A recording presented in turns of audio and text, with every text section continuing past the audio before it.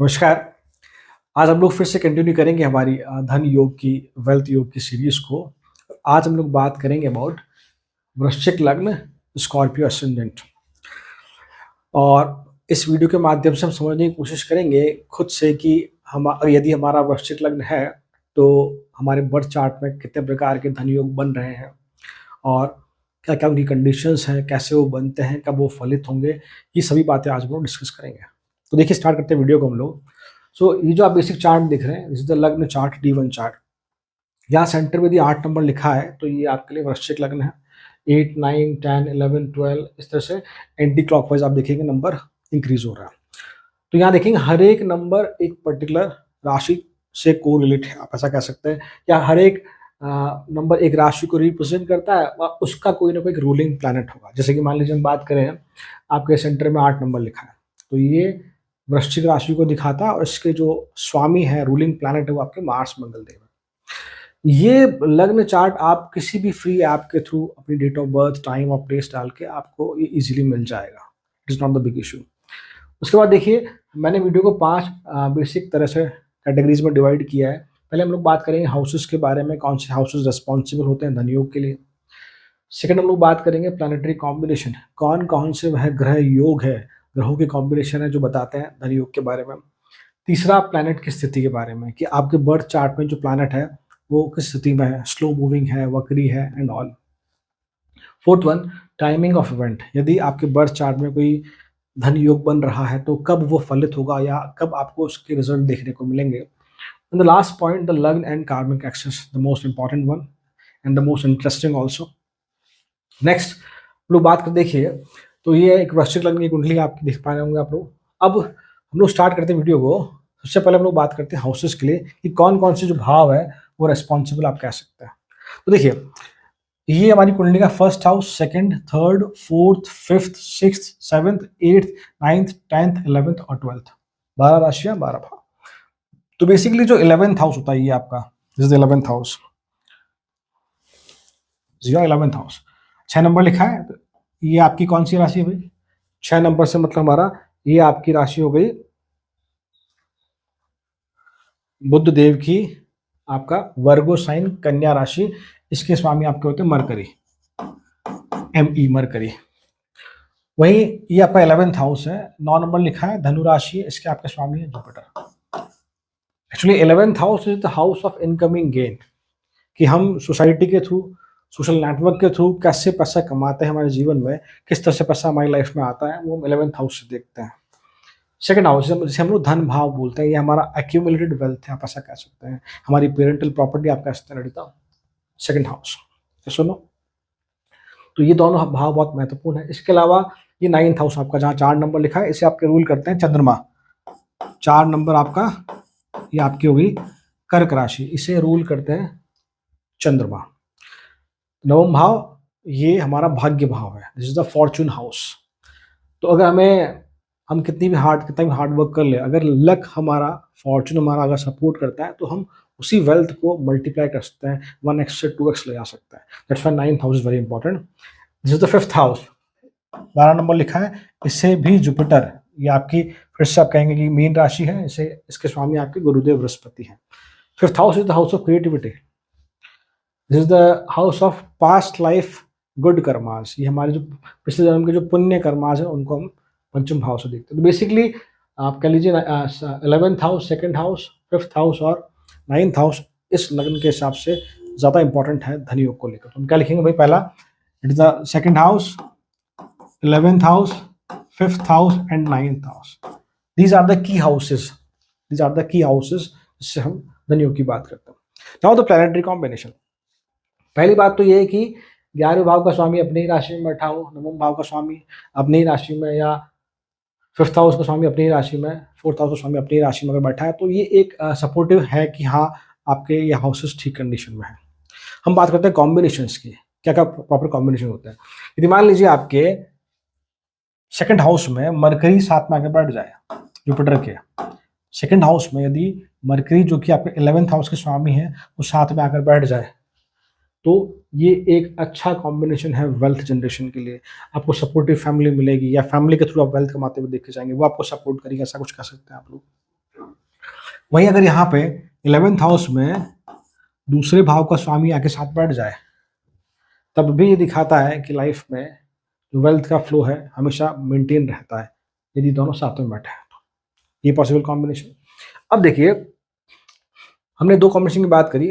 अब यदि मान लीजिए हमारा, क्योंकि 5th हाउस का स्वामी भी क्या है आपका, जुपिटर है, 2nd हाउस स्वामी भी क्या है, जुपिटर है। तो अगर मैं कह रहा हूँ कि 11th हाउस में 2nd हाउस का स्वामी साथ बैठा है, इसका मतलब कि पंचम भाव का स्वामी भी साथ बैठा है, तो इस भाव में यदि जुपिटर मरकरी साथ में, तो ये दिखाता है कि 5th लॉर्ड 2nd लॉर्ड आपके साथ में बैठे हैं 11th लॉर्ड के, तो ये एक बहुत सुंदर प्लेसमेंट है, बहुत सुंदर प्लेसमेंट है। आगे हम लोग बात करें 9th हाउस के बारे में, भाग्य भाव के बारे में। उससे पहले समझिए, हम जानते हैं कि भाई वृश्चिक लग्न है, तो आपके लग्न को कौन रूल करता है, Mangal Dev. You are Mars dominant people, आप ऐसा कह सकते हैं, यू हैव मार्शियन एनर्जी। ये आपका वृश्चिक लग्न, वृश्चिक राशि है, it is a fix sign. ये क्या आपका एक फिक्स साइन है, फिक्स साइन है। इसको हम लोग स्थिर राशि कहते हैं, स्थिर राशि बोलते हैं। राशि को हमने अलग अलग तरह से कैटेगराइज कर रखा है, चर राशि, द्विस्वभावी राशि, चर राशि, द्विस्वभावी राशि, और आपका एक फिक्स साइन स्थिर राशि। तो फिक्स साइन स्थिर राशि स्थिर लग्न के केस में जो नवम भाव का जो स्वामी होता है, 9th हाउस का जो स्वामी होता है, वो आपके लिए होता है बाधक। तो आपके बर्थ चार्ट में जो ये मून है, इट इज अ बाधक प्लैनेट, इट इज अ बाधक प्लैनेट, इट इज अ बाधक प्लैनेट। ये आपकी बाधक प्लैनेट है, इसको हम बाधकेश भी कहते हैं। कालिदास जी की पुस्तक है कालामृता करके, उसमें बाधक ग्रहों के बारे में बहुत संक्षिप्त और सुंदर शब्दों में समझाया गया है। कभी मौका मिले तो आपसे जरूर पढ़ना, अगर आप एस्ट्रोलॉजी के स्टूडेंट हैं तो। बाधक प्लैनेट का मतलब ये नहीं कि सब कुछ बिगाड़ देगा, ऐसा नहीं है। बाधक का मतलब यहाँ पे कुछ डिले करता है चीज़ों को लेकर, फॉर्चून को लेकर आपको डिले कर सकता है, भाग्य भाव में स्थित है। हाँ, तो इसका मतलब ये नहीं है कि कहीं भी बैठ जाएगा तो जीवन में दिक्कतें हो जाएगी, ऐसा नहीं है, जी ध्यान रखिएगा आप लोग। हाँ, पर इनिशियल स्ट्रगल जरूर क्रिएट करेगा चंद्रमा आपके लाइफ में, जिस भी हाउस से एसोसिएटेड होगा। तो 9th भाग्य भाव का स्वामी यदि ये कंजंक्ट हो जाए 11th हाउस के साथ, या आपके व्हाट वी से 2nd हाउस के साथ, या आपके 5th हाउस के साथ, Jupiter moon Jupiter moon Jupiter moon conjunct है, तो ये एक अच्छा प्लेसमेंट बनता है। बट अनडाउटेडली थोड़ा स्ट्रगल, थोड़ा डिले रहता है। तो इसे समझिएगा। मान लीजिए हम कहते हैं कि सपोज कीजिए आपके 9th हाउस में जुपिटर मून साथ में, उससे सुंदर कंडीशन है कि यदि मान लीजिए 5th हाउस में जुपिटर मून साथ में, 5th हाउस में जुपिटर मून साथ में है, तो ये बनता है आपके बर्थ चार्ट में गज केसरी योग। दिस इज गज केसरी योग, गज केसरी योग। देखिए, मैं 9th हाउस में है अच्छा कॉम्बिनेशन, बट मैंने कहा कि चूंकि ये बाधकेश का घर है, तो बेटर है कि अगर मैं 5th हाउस की बात करूँ, 5th हाउस में जुपिटर मून साथ में है, इवन अगर 2nd हाउस में भी जुपिटर मून यदि साथ में है, और हम मान के चल रहे हैं कि पाप ग्रहों की दृष्टि इन पे नहीं पड़ रही, मान के चल रहे हैं कि पाप ग्रहों की दृष्टि इन पे नहीं पड़ रही, तो ये गज केसरी योग का निर्माण करता है, जो one of the most auspicious कह लीजिए, one of the most powerful yoga है। और गज केसरी योग का मतलब ये नहीं है कि बहुत पैसा मिलेगा, नो। गज का मतलब है एलिफेंट, केसरी मतलब लॉयन। गज, एलिफेंट को हम लोग हमारे इमोशनल क्वेश्चन से जोड़कर देखते हैं, और लॉयन रिप्रेजेंट स्ट्रेंथ। तो जो ये गज केसरी योग है, आपके इमोशनल क्वेश्चन को स्ट्रेंथन करता है, आपकी सोचने समझने की क्षमता को बढ़ाता है। उसकी वजह से आप लाइफ में अच्छे डिसीजन ले पाते हैं, सही समय पर डिसीजन ले पाते हैं, और लाइफ में ग्रो करते हुए दिखे जाता है। इसके अलावा कि द प्योरेस्ट फॉर्म ऑफ गज केसरी योगा इज व्हाट, कि ये एक ऐसा योग है जिसमें सोसाइटी के लोग, आपके आसपास के लोग आपको पूछते हैं, आपसे पूछ के काम करते हुए देखे जाते हैं, आपको अप्रिशिएट करते हैं आपके अच्छे कामों की वजह से। इसको आप ऐसा भी कह सकते हैं कि आपके चले जाने के बाद भी कहते हैं ना कि लोग किसी पर्टिकुलर व्यक्ति विशेष को याद करते हैं। That is what the combination of गज केसरी योगा, कि आपको जीवन में यश बहुत मिलता है, आपको जीवन में प्रेज बहुत मिलती है। दैट इज द गज Kesari yoga. I hope you understand. इसका डायरेक्टली लिंक नहीं है पैसे के साथ, बट हाँ, ये एक इंपॉर्टेंट कॉम्बिनेशन है जो लाइफ में हमें ओवरऑल डेवलपमेंट के लिए हेल्प करता है हमारी। ठीक है, तो ये बात होगी। तो हमने कुछ कॉम्बिनेशन देखे, अगर आपके बर्थ चार्ट में ये बन रहे हैं, लग्न चार्ट में, साथ ही साथ ये कॉम्बिनेशन कहीं ना कहीं हमारे अगर नवमांश में D9 चार्ट में अगर बन रहे हैं, तो ये अश्योर करता है, मैं फिर से कहूँगा कि D9 चार्ट जरूर देखें, नवमांश में भी बन रहे हैं तो ये अश्योर करता है कि ये सारे कॉम्बिनेशन आपके बर्थ चार्ट में दिखाते हैं कि डेफिनेटली आप एक अच्छा खासा वेल्थ जनरेट कर सकते हैं। जितने कॉम्बिनेशन मैंने बताया, अगर इनमें से एक दो भी बन जाते हैं अगर, तो डेफिनेटली चीज़ को श्योर करता है। ये सुनो, अब हम लोग बात करते हैं। फर्स्ट पॉइंट हमने कवर किया, सेकंड हमने कवर किया, now we are moving to the third point. Third point पे हमारा कि व्हाट प्लैनेट स्टेटस, ग्रहों की स्थिति को मैंने 3 तरह से कैटेगराइज किया है। एक आप कह लीजिए कि स्लो मूविंग प्लैनेट, एक आप कह लीजिए फास्ट मूविंग प्लैनेट, और एक आप कह लीजिए रेट्रोग्रेड या वक्री ग्रह। हम कंबस्ट ग्रहों की यहाँ बात नहीं कर रहे हैं। बेसिकली मैंने इनको 3 तरह से कैटेगराइज किया, आप ही कह सकते हैं। I hope you understand. तब देखिए, पहला पॉइंट की स्लो मूविंग प्लैनेट से मतलब क्या है। हम लोग जानते हैं कि सैटर्न, शनिदेव और जुपिटर, ये दोनों आपके स्लो मूविंग प्लैनेट है।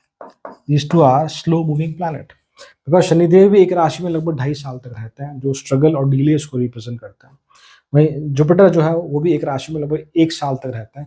दोनों ही स्लो मूविंग प्लैनेट हैं, दोनों की गति काफ़ी स्लो है, आप ये कह सकते हैं।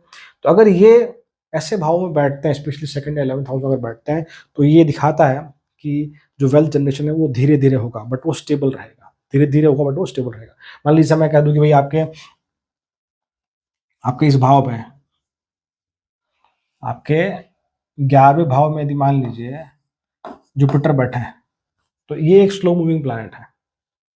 बट ठीक है, कॉम्बिनेशन दिखाता है कि भाई ये आपके दूसरे भाव का स्वामी भी है और पंचम भाव का स्वामी भी है, 11वें भाव में बैठा, तो एक शुभ कॉम्बिनेशन है। बट ये स्लो मूविंग प्लैनेट है, तो वेल्थ जनरेशन धीरे धीरे होगा। मतलब कि मान लीजिए इसकी जगह कोई ऐसा ग्रह होता जो चार्ट पर सपोर्टिव है, मान लीजिए कि चंद्रमा यहाँ बैठा होता, मान लीजिए, चलो चंद्रमा की बात नहीं करते, हम मरकरी की बात कर लेते हैं। मान लेते हैं सपोज कि मरकरी अगर यहाँ बैठा होता 11th हाउस में जुपिटर की जगह, तो जहां आप 5 साल में एक एक्स अमाउंट वेल्थ जनरेट करते मरकरी की हेल्प से, तो वही जुपिटर की हेल्प से वही x amount of wealth generate करने में आपको होता है कि 6-7 साल लग जाए, कुछ एक्स्ट्रा समय लग जाए। बट रिमेंबर, ये दोनों जो ग्रह है ये स्लो मूविंग प्लैनेट जरूर है, बट इस साथ में ये स्टेबिलिटी को भी दिखाता है। दे ऑल्सो रिप्रेजेंट स्टेबिलिटी की जो भी आप लाइफ में वेल्थ जनरेट करेंगे, समय लगेगा उसमें, बट वो लॉन्ग लास्टिंग आपके साथ रहेगा। This the role of slow moving planet. हम फास्ट मूविंग प्लैनेट्स की बात करते हैं तो मार्स कह लीजिए आप, sun, Mercury, moon, these are the fast moving planet.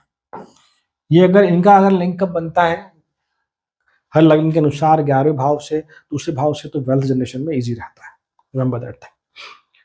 हम बात करते हैं रेट्रोग्रेड प्लैनेट्स। तो वक्री ग्रह से क्या मतलब है, मैं इन शॉर्ट बहुत डिटेल में नहीं जा रहा फिलहाल। रेट्रोग्रेड प्लैनेट्स से मतलब हमारा ये है, वक्री ग्रह से मतलब ये होता है कि कुछ अगर बर्थ चार्ट में आइडेंटिफाई करना हो कैसे, तो मान लीजिए जुपिटर यहीं पर ही है 11वें भाव में और उस पर स्टार बना है, उस पर स्टार बना है आपकी कुंडली में, तो ये दिखाता है ये वक्री ग्रह। पहचानने का तरीका ये, तो वक्री ग्रह एक्चुअली हमारी लाइफ में जो एक्स्ट्रा कार्मिक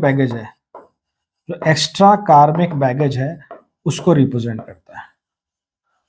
मतलब कि ये दिखाता है कि आपको अब ज्यादा एफर्ट्स करने होंगे उस पर्टिकुलर हाउस को लेकर जहां वक्री ग्रह बैठा है।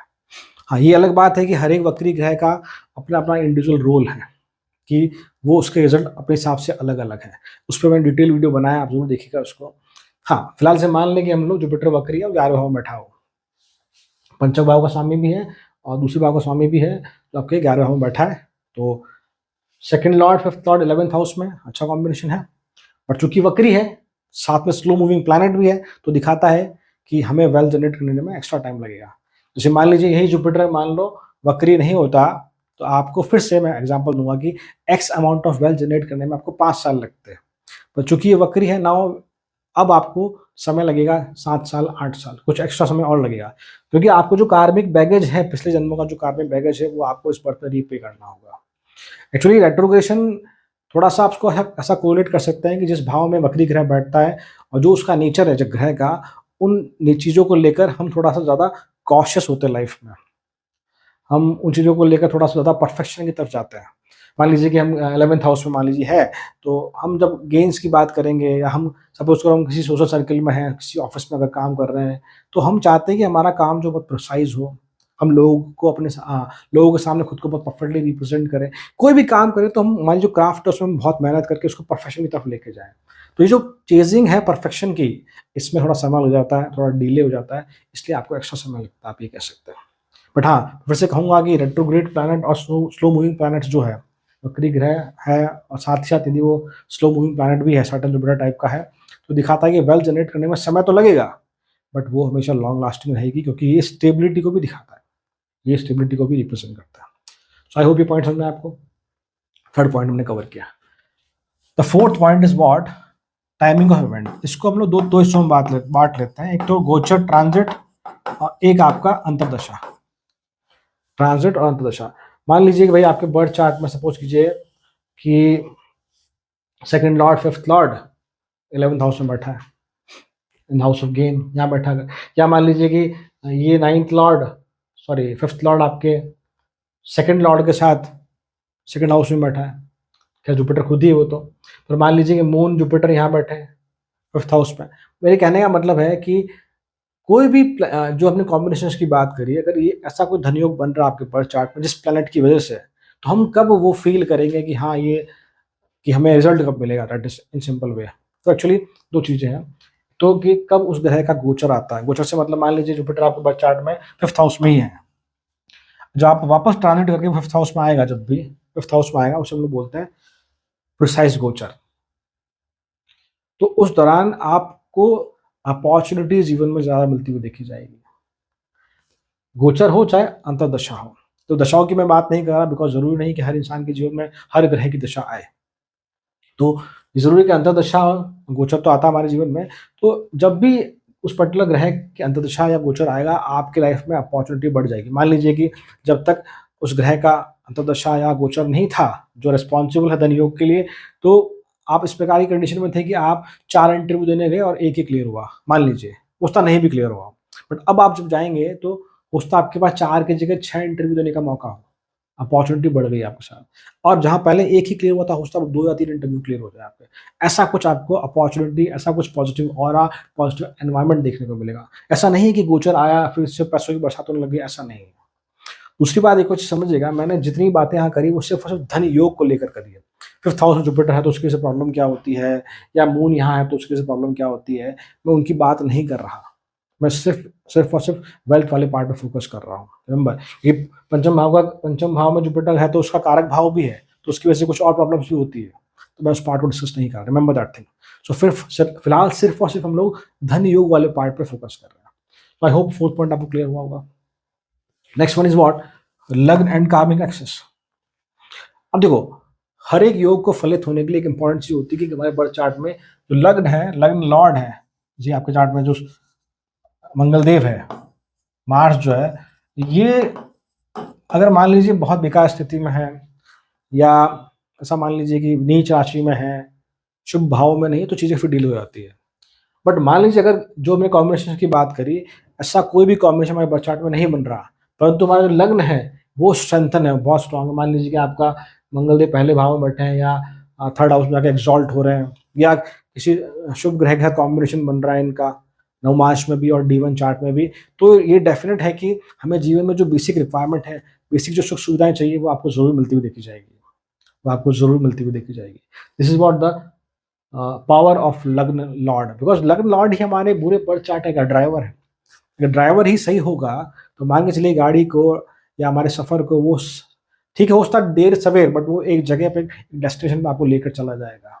दैट्स व्हाई लग्न की स्ट्रेंथिंग या लग्न लॉर्ड की स्थिति बर्थ चार्ट में सुंदर है, तो मान के चलिए कि आपको जीवन में काफी कुछ वो दे सकता है, काफी कुछ वो दे सकता है। आई होप ये पॉइंट समझ में आप लोगों को।